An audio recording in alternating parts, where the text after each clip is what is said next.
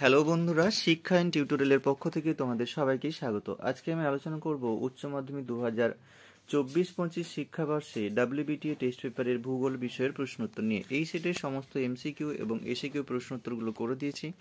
সাথে বলে রাখি, WBTA এবং ABTA টেস্ট পেপারের সমস্ত বিষয়ের ভিডিও পাওয়ার জন্য অবশ্যই চ্যানেলটি সাবস্ক্রাইব করে রাখো। একের দাগের MCQ প্রশ্ন দেখে নেব। একের দাগের একের প্রশ্ন, ভৌম জলস্তরের নিচে অবস্থিত যে জলবাহী স্তর থেকে সব ঋতুতেই জল পাওয়া যায় তাকে বলা হয় স্থায়ী সম্পৃক্ত স্তর। পরের প্রশ্ন, গ্রেড শব্দটি প্রথম ব্যবহার করেন, উত্তর হবে G.K. গিলবার্ট। পরের প্রশ্ন, একটি স্পিড যখন এক বা দুটি দ্বীপকে স্থলভাগের সঙ্গে যুক্ত করে রাখে তাকে বলা হয় টম্বলো। পরের প্রশ্ন, অবরোহণ প্রক্রিয়া একটি ভূমিরূপ হলো, উত্তর হবে প্লায়া। পরের প্রশ্ন, স্বাভাবিক ক্ষয়চক্রের শেষ পর্যায়ে গড়ে ওঠে, উত্তর হবে পেনিপ্লেন। পরের প্রশ্ন, স্পেডোসল মাটির একটি উদাহরণ হলো পরশল। পরের প্রশ্ন, হিউমাস সমৃদ্ধ মাটির রং হয়, উত্তর হবে কালো। পরের প্রশ্ন, লৌ বায়ু এক প্রকারের স্থানীয় বায়ু। পরের প্রশ্ন, ওজোন গ্যাসের ঘনত্ব প্রকাশ করা হয়, উত্তর হবে ডবসন এককে। পরের প্রশ্ন, আমাজন নদী অববাহিকা যে জলবায়ু অঞ্চলের উদাহরণ তা হলো নিরক্ষীয় জলবায়ু। পরের প্রশ্ন, সংরক্ষণযোগ্য উদ্ভিদ ও প্রাণীদের যে পুস্তকের মাধ্যমে প্রকাশ করা হয় তা হলো রেড ডেটা বুক। পরের প্রশ্ন, জীববৈচিত্র্যের উষ্মা কেন্দ্রের একটি উদাহরণ হলো সাইলেন্ট ভ্যালি। পরের প্রশ্ন, শস্য সমনের ধারণাটি প্রথম যিনি দেন তার নাম হচ্ছে উইবার। এখানে বি এর দাগের অপশানটি হবে। পরের প্রশ্ন, মিলের যে কৃষি প্রণালীর প্রধান ফসল তা হলো শুষ্ক কৃষি। পরের প্রশ্ন, শিল্প স্থাপনের ন্যূনতম ব্যয় তত্ত্বটির প্রবর্তক হলেন, উত্তর হবে ওয়েবার। পরের প্রশ্ন, একটি বিশুদ্ধ কাঁচামাল ভিত্তিক শিল্প হলো বস্ত্র বয়ন শিল্প। পরের প্রশ্ন, আহমেদাবাদ শহরটি যে শিল্পের জন্য বিখ্যাত সেটি হচ্ছে বস্ত্র বয়ন শিল্প। পরের প্রশ্ন, সোনালী পোশাক কর্মী বলা হয় যাদের, উত্তর হবে নীতি নির্ধারক। পরের প্রশ্ন, প্রায় যোগাযোগহীন বিচ্ছিন্ন ক্ষুদ্র বসতিকে বলা হয় হ্যামলেট। পরের প্রশ্ন, সর্বাধিক জনঘনত্ব বিশিষ্ট দেশ হলো, উত্তর হবে মোনাকো। পরের প্রশ্ন, ছত্তিশগড়ের প্রধান শিল্প হলো, উত্তর হবে লৌহ ইস্পাত শিল্প।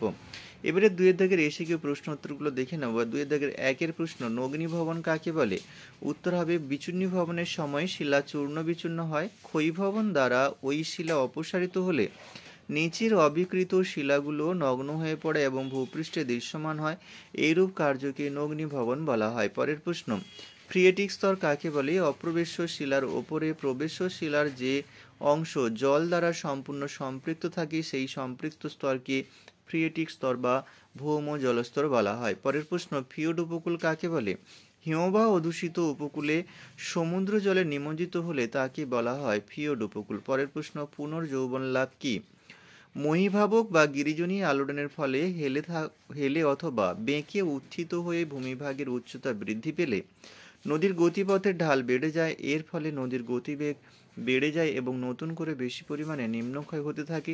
এইভাবে পুনরুত্থিত ভূমিভাগটি পুনর্যৌবন লাভ ঘটে, একেই পুনর্যৌবন লাভ বলা হয়ে থাকে।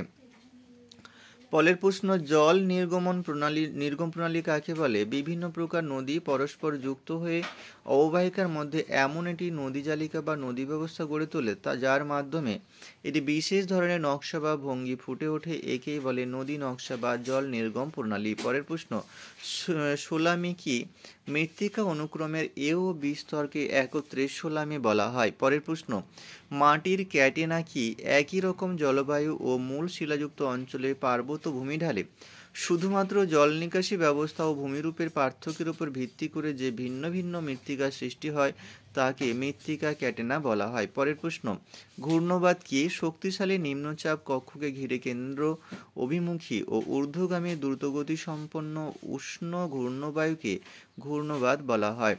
পরের প্রশ্ন, এল নিনো কি, কোনো কোনো বছর ডিসেম্বর মাসে দক্ষিণ আমেরিকার পশ্চিম পেরু ও ইকুয়েডর উপকূল বরাবর দক্ষিণমুখী উষ্ণ সমুদ্র স্রোতের নিস্তেজ প্রবাহ ঘটে, ফলে বায়ুমণ্ডলীয় স্বাভাবিক অবস্থার পরিবর্তে যে বিপরীত অবস্থার সৃষ্টি হয় তাকে এল নিনো বলা হয়। পরের প্রশ্ন, মৌসুমী বিস্ফোরণ কাকে বলে, জলীয়বাষ্পপূর্ণ মৌসুমী বায়ু মালাবার উপকূলে পশ্চিমঘাট পর্বতে এবং পূর্ব হিমালয়ে আছড়ে পড়ে, এর ফলে হঠাৎ মেঘ ভাঙা বৃষ্টিপাত ঘটায়, একে মৌসুমী বিস্ফোরণ বলা হয়। পরের প্রশ্ন, ম্যানগ্রোভ অরণ্যের একটি বৈশিষ্ট্য, উত্তর হবে ম্যানগ্রোভ গাছ লবণাক্ত জল সহ্য করতে পারে। পরের প্রশ্ন, জীববৈচিত্র্য বিনাশের একটি কারণ, উত্তর হচ্ছে জলবায়ুর পরিবর্তন। পরের প্রশ্ন, আর্দ্র কৃষি কাকে বলে? পৃথিবীর যেসব অঞ্চলে নিয়মিত এবং পর্যাপ্ত বৃষ্টিপাত হয় সেই সব অঞ্চলে জলসেচ ছাড়াই কেবল বৃষ্টির জলের সাহায্যে কৃষিকাজ করার পদ্ধতিকে আর্দ্র কৃষি বলা হয়। পরের প্রশ্ন, মিশ্র কৃষি কাকে বলে? যে কৃষি ব্যবস্থা একসঙ্গে ফসল উৎপাদন ও পশুপালনের মাধ্যমে অর্থনৈতিক সমন্বয় ঘটিয়ে বাণিজ্যিকভাবে কৃষিকাজ করা হয় তাকে মিশ্র কৃষি বলা হয়। পরের প্রশ্ন, অনুসারী শিল্প কাকে বলে? Very very important question. বৃহদায়তন শিল্পের উৎপাদিত দ্রব্যকে যেসব ক্ষুদ্রায়তন শিল্প তাদের শিল্পের কাঁচামাল রূপে ব্যবহার করে তাদের অনুসারী শিল্প বলা হয়। পরের প্রশ্ন, কোন শহরকে উত্তর ভারতের ম্যানচেস্টার বলা হয়? উত্তর হবে কানপুর। পরের প্রশ্ন, ই কমার্স কি? ইন্টারনেট ব্যবস্থার সুবিধা নিয়ে কম্পিউটারের মাধ্যমে যে ব্যবসা বাণিজ্য করা হয় তাকে ই কমার্স বলা হয়। পরের প্রশ্ন, শুষ্ক বিন্দু জনবসতি কাকে বলে? বন্যার হাত থেকে রক্ষা পাবার জন্য গ্রামের অপেক্ষাকৃত উঁচু স্থানগুলিতে বিক্ষিপ্তভাবে গ্রামের মানুষদের জন্য বসতি গড়ে উঠলে তাকে শুষ্ক বিন্দু জনবসতি বলা হয়। পরের প্রশ্ন, জনবিস্ফোরণ কাকে বলে? জন্মহারের তুলনায় মৃত্যুহার হঠাৎ কমে গেলে জনসংখ্যা দ্রুত বেড়ে যায়, জনসংখ্যার এইরূপ বৃদ্ধিকে জনবিস্ফোরণ বলা হয়। পরের প্রশ্ন, আঞ্চলিক অর্থনৈতিক উন্নয়ন কি? কোনো দেশের কোনো নির্দিষ্ট অঞ্চলের মাথাপিছু আয় বৃদ্ধির লক্ষ্যে সেই অঞ্চলের অর্থনৈতিক পরিকাঠামোর উন্নতি ঘটানোকে আঞ্চলিক অর্থনৈতিক উন্নয়ন বলা হয়। পরের প্রশ্ন, কোন শহরকে ভারতের সিলিকন ভ্যালি বলা হয়? বেঙ্গালুরু শহরকে ভারতের সিলিকন ভ্যালি বলা হয়। এখানেই শেষ করছি। সবাই ভালো থেকো, পরের ভিডিওতে আবার দেখা হবে।